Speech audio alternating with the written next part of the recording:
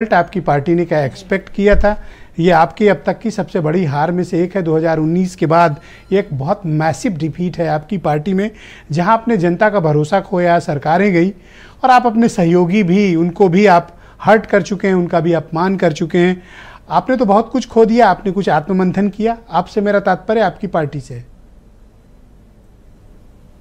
ब्रजेश जी बिल्कुल सही कह रहे हैं। जो चुनाव के परिणाम थे वो अप्रत्याशित थे और किसी तरह से ऐसा कुछ आभास पहले नहीं था, परंतु कहीं ना कहीं जो कमियां हैं उनको रेक्टिफाई करने की कोशिश की जाएगी, विश्लेषण किया जाएगा, आत्ममंथन किया जाएगा और जो कमियां हैं उनको पूरा करने की पूरी कोशिश की जाएगी। और जिस तरह से आप देखिए तेलंगाना में बहुमत के साथ हमने सरकार बनाई है, वो अपने आप में एक बदलाव की जो बयार है उसको साफ जाहिर करता है। और मुझे लगता जो है बदलाव की बयार आप तेलंगाना में देखती हैं वो पड़ोस के राज्य मध्य प्रदेश में तो दिखी नहीं मुझे। नहीं, मैंने कहा ना कि मध्य प्रदेश में जिस तरह की हवा थी, उसके बाद जो सर्वे आ रहे थे, उन सारी चीज़ों से बिल्कुल अप्रत्याशित चुनाव के जो है रिजल्ट आए। पर मैं फिर एक बार कहना चाहूँगी कि जनता का जो जनादेश है उसको हम एक्सेप्ट करते हैं और जो कमियां हैं उनको पूरी तरह से रेक्टिफाई करने के और फिर से चुनाव के मैदान में जाएंगे।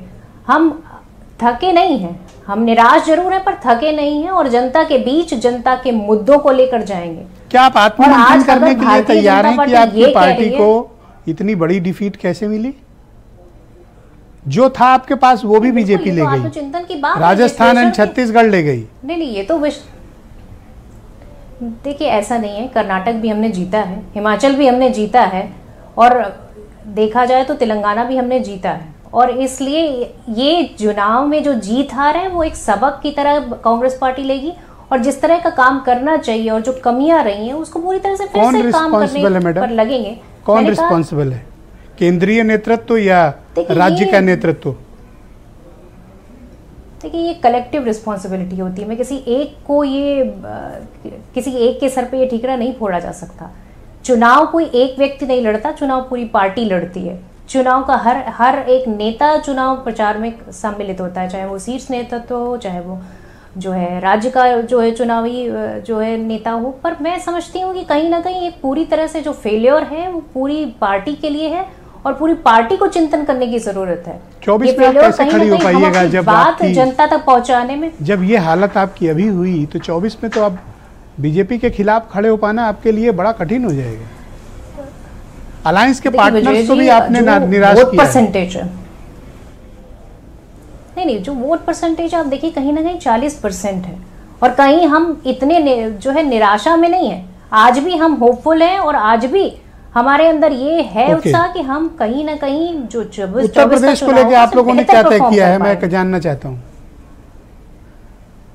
देखिए उत्तर प्रदेश को लेकर जो स्ट्रैटेजी बन रही है वो धीरे धीरे आपके सामने आ जाएगी। जिस तरह से आपकी पार्टी से बयान है लगातार नेताओं के आते रहे कि हम लोग 80 सीट पे तैयारी कर रहे हैं, इसका क्या मतलब है? इसका सीधा मतलब ये है कि जो चुनाव की तैयारी होती है तो सभी सीटों पर होती है ब्रजेश जी। ये तो आप भी जानते हैं कि कांग्रेस पार्टी चुनाव में जाना चाहती है तो तैयारी तो करेगी, अपना पूरा जो एक पूरा स्ट्रक्चर होता है उसको तो डेवलप करेगी, क्योंकि आपको पता है कि जिस तरह से हमारी सरकार काफी समय से नहीं रही है उत्तर प्रदेश में, तो हमें कुछ ज्यादा काम करने की जरूरत है। उसको लेकर हम अखिलेश यादव का जो आज स्टेटमेंट आया, उन्होंने कहा हमारे साथ आना पड़ेगा। आपके साथ वो नहीं जा रहे हैं, उनकी भाषा सुनिएगा।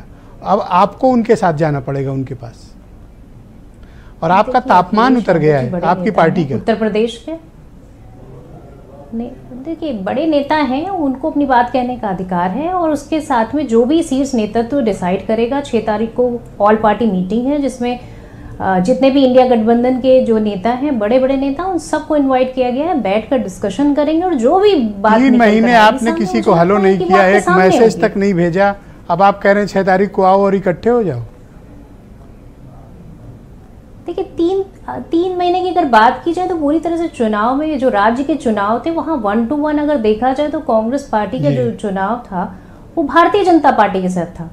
और अगर उसमें किसी को लगता है कि हाँ अगर कोई बात ऐसी थी तो मुझे लगता है कि पार्टी में और आप लोग बहुत आश्वस्त थे कि कमलनाथ बात कर सकते थे, कमलनाथ मोदी को रोक लेंगे और गहलोत भी मोदी को रोक लेंगे, आपको ऐसा लगता था? देखिए ऐसा है कि गहलोत जी ने पिछली बार सरकार बनाई भी और बचाई भी, और अगर हम बात करें कमलनाथ जी की तो उन्होंने सरकार बनाई पर वो बचा नहीं पाए। तो ये भी हकीकत है, इससे किसी को, देशवासियों को, मुझे लगता है कि थैंक यू प्रियंका जी, हमारे साथ जुड़ी रहिएगा। मैं रोहित अग्रवाल का रुख करता हूँ, राष्ट्रीय लोक। थैंक यू, बहुत शुक्रिया।